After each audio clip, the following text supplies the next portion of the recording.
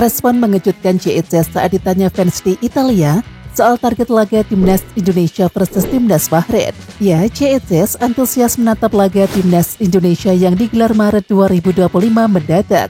Baru-baru ini, salah seorang YouTuber Indonesia dengan channel Malva and Fauzan juga menanyakan sesuatu kepada JET. Bagaimana prediksi Anda terkait laga Timnas Indonesia versus Timnas Bahrain? Tanya Fauzan kepada JET. Kami harus menang, tegas JET penuh keyakinan.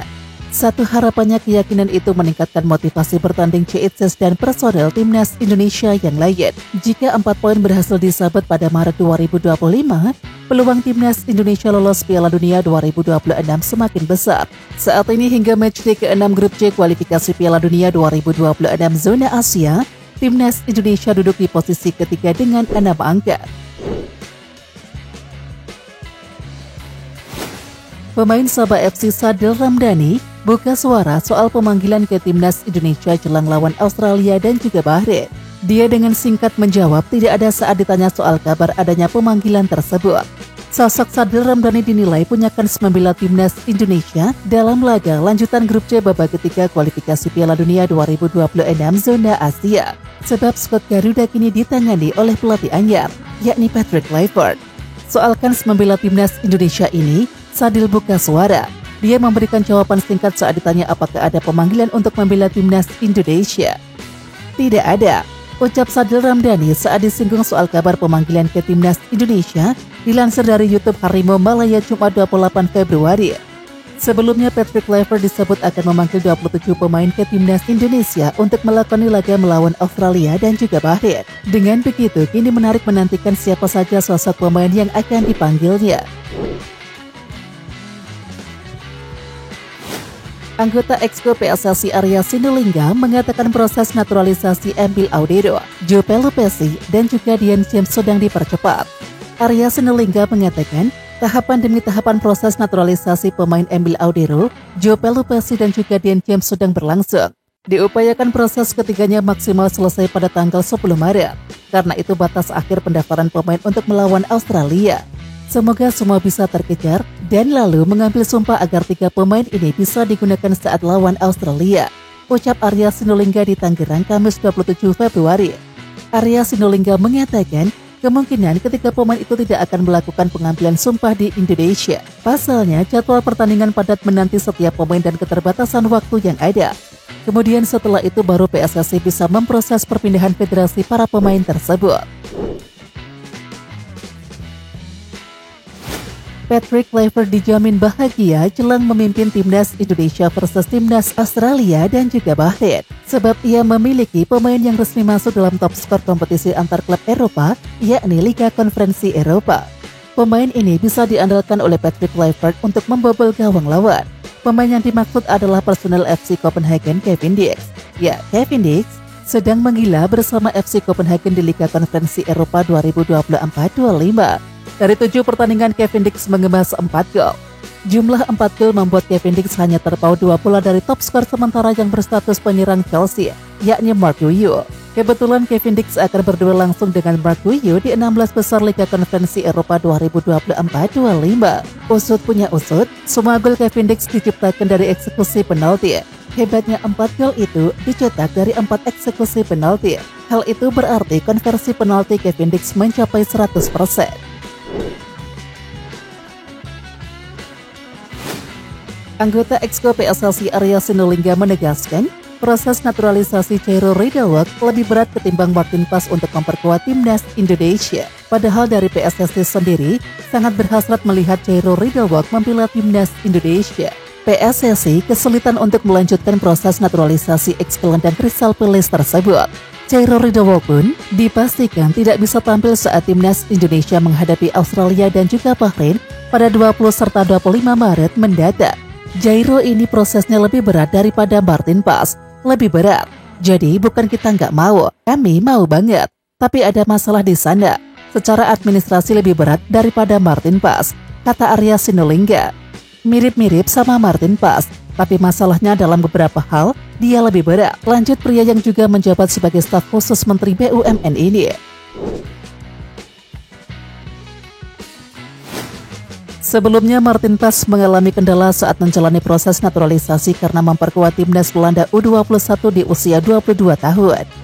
Sesuai artikel 9 ayat 2 Peraturan FIFA soal pergantian asosiasi, seorang pemain diizinkan berpindah federasi jika usianya maksimal 21 tahun saat membela tim nasional terakhir. Berhubung usia Martin Pas saat membela timnas Belanda U21 sudah menginjak usia 22 tahun, kondisi ini sempat dipermasalahkan oleh FIFA. Alhasil Martin Pas sudah mendapatkan paspor Indonesia akhir April 2024, baru diizinkan membela timnas Indonesia pada September 2024. Sementara Chairo Ridderwolf pernah 3 kali membela timnas Belanda senior pada tahun 2015 atau di usia 18 tahun. Sesuai aturan, pemain bisa pindah federasi jika tidak membela suatu tim nasional lebih dari 3 kali. Ya, karena itu menarik untuk menantikan kelanjutan proses naturalisasi Chairo Ridderwolf. Apakah PSSI akan terus mencari celah demi menaturalisasi Chairo Ridderwolf atau merelakan mantan pemain Ajax Amsterdam tersebut? Pengamat sepak bola asal Malaysia Kesanan Sundaresan memuji langkah PSSI merekrut Jordi Cruyff untuk menjadi penasihat teknis timnas Indonesia. Dalam program Bola Itu Live, Kis menyebutkan kehadiran Jordi Cruyff membuat revolusi di tim kepelatihan Indonesia terus berlanjut. Namun, Kis meyakini langkah yang diambil oleh PSSI menimbulkan pertanyaan di kalangan supporter. Hadirnya Jordi Cruyff membuat koneksi Belanda di tubuh tim pelatih timnas Indonesia semakin kental. Kis mengatakan, Ketua Umum PSSI Erick Thohir harus bisa meramu formula yang tepat agar sistem untuk membangun timnas Indonesia bisa berjalan. Lebih lanjut, Kis meyakini keputusan yang dibuat oleh PSSI sudah tepat. Pasalnya PSSI tidak bisa melakukan perubahan tim pelatih secara setengah-setengah.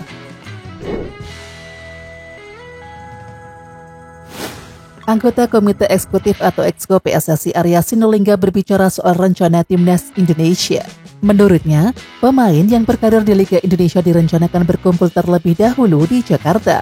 Setelah para pemain ini nantinya berkumpul, mereka akan langsung bertolak ke Sydney untuk menghadapi laga lanjutan kualifikasi Piala Dunia 2026 zona Asia. Ya, untuk para pemain yang dipanggil melawan Australia dan juga Bahrain ini, mereka dijadwalkan bertolak langsung menuju Australia sepekan sebelum pertandingan. Kompetisi Liga 1 sendiri dijadwalkan melakoni laga terakhir pada tanggal 13 Maret 2025. Ini karena telah memasuki jeda internasional atau FIFA Matchday serta dilanjut libur Idul Fitri. Terkait pemain abroad atau yang berkarir di luar negeri dipastikan bakal langsung menuju Australia. Pasalnya para pemain memiliki jadwal yang berbeda-beda.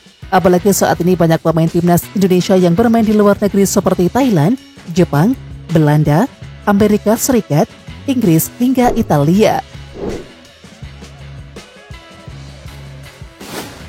Ketua Umum PSSI Erick Thohir telah mengirimkan surat undangan kepada klub pemain timnas Indonesia yang berkarir di luar negeri untuk mengikuti Piala Presiden 2025. Sayangnya, ada 7 pemain timnas Indonesia yang klubnya belum diundang oleh PSSI. Sementara itu kepada awak media, Erick Thohir mengatakan bahwa PSSI mengirimkan surat kepada klub pemain timnas Indonesia yang berkarir di Eropa. Pria asal Jakarta itu tidak membeberkan klub mana saja yang telah dikirimkan suratnya oleh PSSI. Namun, pemain-pemain timnas Indonesia yang berkarir di luar Eropa tidak diundang oleh PSSI. Ketujuh pemain itu berkarir di Asia, Australia, dan juga Amerika Serikat. Lebih lanjut, Erick Thohir mengatakan bahwa PSSI sudah mengirimkan 6 surat ke klub pemain timnas Indonesia yang berkarir di Eropa. Surat itu telah dikirimkan beberapa waktu yang lalu. Kata Erick Thohir, ia bersyukur ada 1 klub yang sudah memberikan jawaban, namun ia belum bisa mengumumkan nama klub tersebut. Marcelino Ferdinand belum banyak mendapatkan kesempatan di tim senior Oxford United. Total Marcelino hanya bermain 7 menit saat Oxford kalah 1-3 dari Exeter City pada tanggal 12 Januari 2025 yang lalu. Meskipun demikian, Marcelino tampil menjanjikan bersama tim Akademi Oxford. Ia tercatat 2 kali tampil bersama tim Akademi dengan laga yang berakhir dengan kemenangan. Marcelino juga mendapatkan masukan berharga dari tim pelatih baik saat bermain maupun di sesi latihan. Setiap pemain mendapatkan evaluasi dari tim pelatih untuk meningkatkan kualitasnya. Jadi, kita ada rapat bersama dan dianalisa kekurangannya saya di out of position. Jadi saya kembangkan di bagian itu untuk dibawa ke timnas Indonesia agar lebih menyatu dengan tim dan supaya lebih percaya diri, ujar Marcelino. Di samping itu, Marcelino juga menilai karirnya di Oxford United turut membantu cara berpikir dan juga mentalitasnya di lapangan. Saya merasa kalau main di Eropa atau di Inggris untuk Oxford yang pasti mental dan cara berpikirnya yang berbeda dengan pemain lain yang main di Indonesia. Jadi mental dan cara berpikir saya waktu balik ke timnas lebih termotivasi dan percaya diri. Itu yang bikin beda, tuturnya.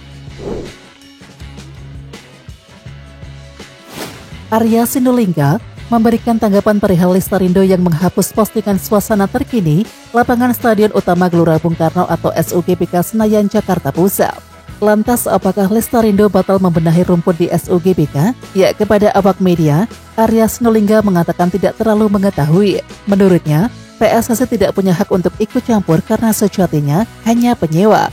Lanjut Arya Sinulinga, PSSI hanya ingin rumput SUGBK bisa bagus saat pertandingan timnas Indonesia. Iya, sebelumnya rumput SUGBK menjadi sorotan tajam karena dinilai tidak bagus. Terdekat timnas Indonesia akan menjalani pertandingan melawan Bahrain. Dua laga ke-8 grup C kualifikasi Piala Dunia 2026 zona Asia itu digelar di SUGBK Selasa 25 Maret.